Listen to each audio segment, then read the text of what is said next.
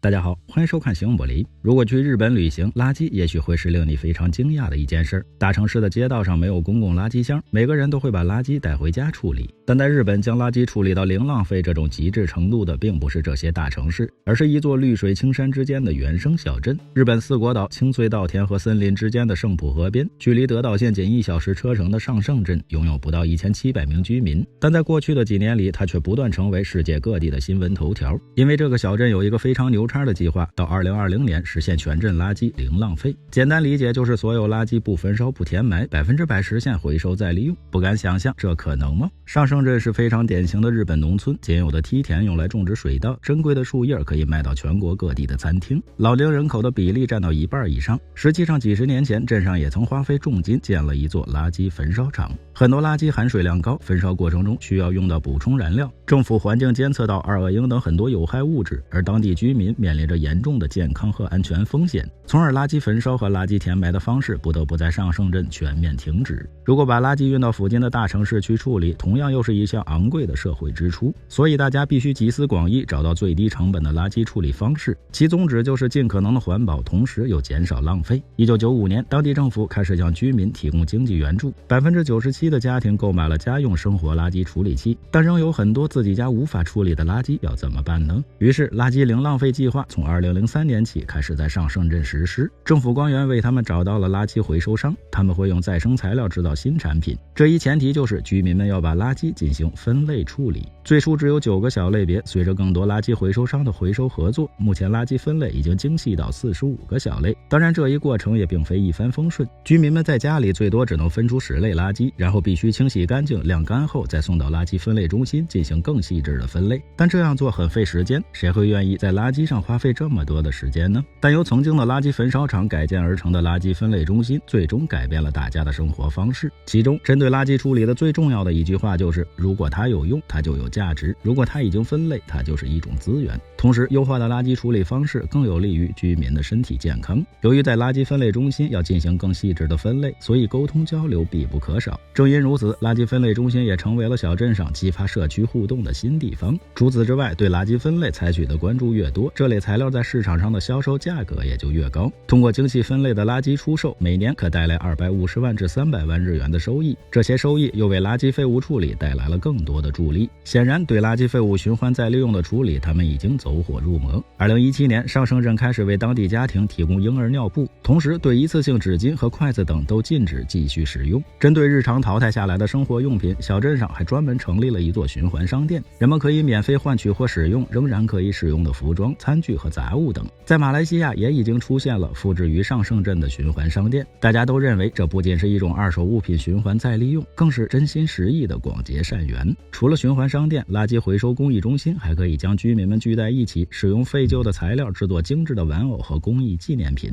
从而又实现了废旧物品的再次升值。随着2020年的即将到来，上胜镇在垃圾零浪费上已经实现了80%以上。当然，要达到100%还有一个非常重大的阻碍，那就是一些产品制造商继续使用不可回收的材料制造产品。为此，上胜镇开始向生产企业施加压力，强调产品设计要符合循环经济原则，一切原料都要可以重复使用或回收利用，并建议生产企业给出产品使用寿命结束后如何处理产品的方案。零废弃物认证计划由此应运而生，镇上的商店正在停止进购无法再回收的产品。当然，无论遇到什么困难、什么障碍，上胜镇都会要努力实现100%垃圾再回收的伟大目标。如此一个山野中的小镇竟能成为全世界的焦点，你看明白了吗？来次旅行长一点姿势，有什么问题请留言，欢迎转发点个赞。最后别忘了下期内容更精彩，我们形影不离。